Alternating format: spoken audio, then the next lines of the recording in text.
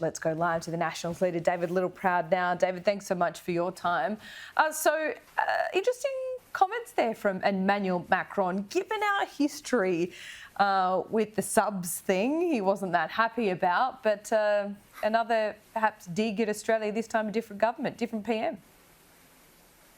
Well, this one he's got right, and what we believed a long time as Nationals and now as a coalition, that we should explore nuclear energy as a way to decarbonise our energy grid, to look at the options and simply, instead of having politicians yell and scream at each other about this, why don't we just let the market fight it out? Why don't we open it up and let the marketplace decide exactly whether nuclear energy can be developed here in this country? I think it can. I think we've got sovereignty of all our resources, and we won't have the material impact on the environment that's being torn down at the moment to put up all these wind towers and solar panels, as well as the transmission lines.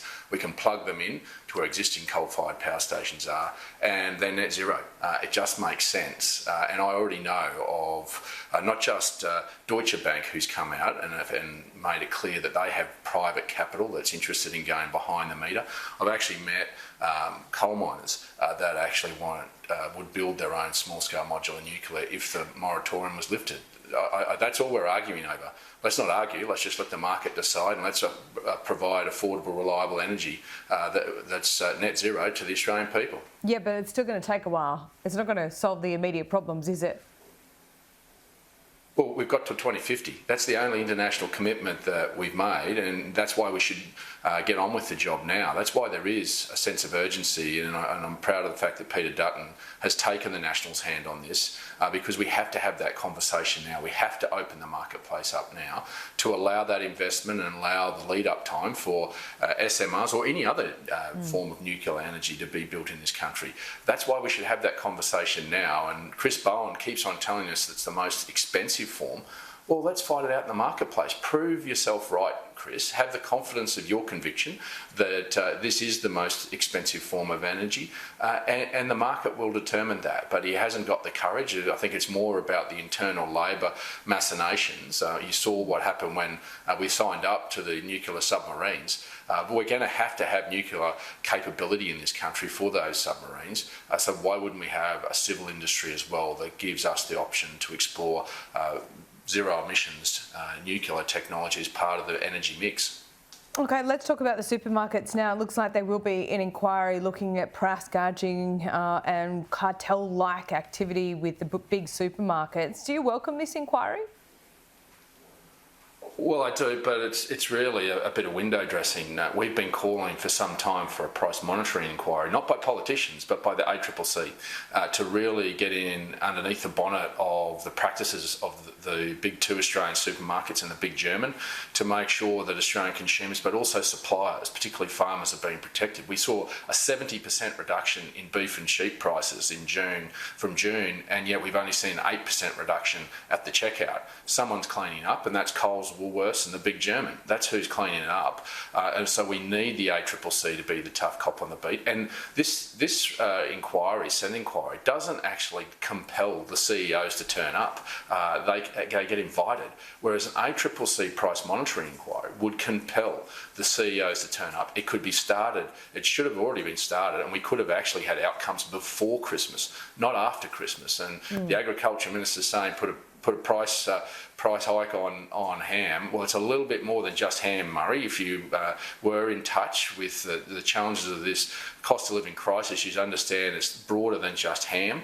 When you look at the horticulture sector being done over. I mean, watermelons, they're getting about $1 a kilogram, yet Coles and Woolworths are charging $3 to $4. Now, they don't need processing. They just go on the back of a truck from the paddock and end up in the supermarket. They are cleaning up. So we need new powers, and I welcome a broader review into competition policy, and I agree with Alan Fells that we should have divestiture powers on these supermarkets. We should have an independent arbiter that is cheap for suppliers as well to be able to have access to, because they very much fear retribution if they say anything bad about Coles and Woolworths, in that because they have such strong suppliers, 74% of the market, then they may be spurned. So this is where we need reform, and I've made it clear to Andrew Leigh, the Competition Minister, that the Nationals have long wanted divestiture powers. We want big penalties, not $64,000 under the Grocery Code, but now $10 million starting as the starting price and going up for any offence, as well as those divestiture powers. We've done this to the energy sector. We've had big stick legislation. Let's do it for the supermarkets. And if they think then they say they're doing the right thing, well, they have nothing to fear. And the CEOs of these supermarkets should come out and welcome better regulatory reform around them so they can prove their innocence if they think they are so innocent. But instead, those CEOs have gone into hiding. Well, just quickly on this, I have noticed that the big supermarkets create their own brands for commonly bought goods, and then they seem to be much cheaper than their competitors. Is that one thing that concerns you? Oh, as well as the way in which they deal, particularly with suppliers, small family suppliers.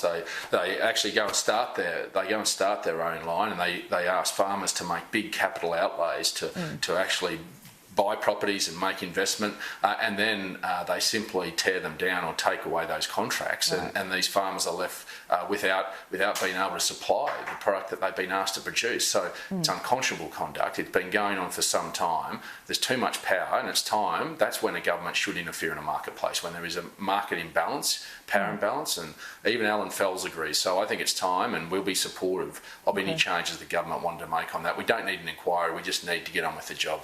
Just quickly, and perhaps most critically, neo-Nazis marching through the streets of Ballarat. It's extraordinary from yesterday, and it seems that there's little that can be done about it. Police didn't want to intervene, and the government at the moment is grappling to kind of figure out what laws apply to it. Yeah, it's a sad indictment on our society that these people want to go out into the public and make these sort of symbolic gestures. We're just passing legislation now around the use of those symbols and salutes, but we need as a society to step up and actually call these people out. And I think it is important for legislators, both state and federal, to work through this as quickly as we can, because that sort of behaviour in our society, our great country, isn't welcome, and we should stand up. Now, I'm all for free speech, but there is a responsibility that everyone has when you have that free speech to actually make sure that you're using it wisely and you understand exactly the implications of what you're saying. Yeah, free speech, but I note that all of these I think men didn't want to be identified, all of them with masks on, somewhat cowardly as well. David Littleproud, we've got to leave it there. We'll see you soon though. Thanks for having me.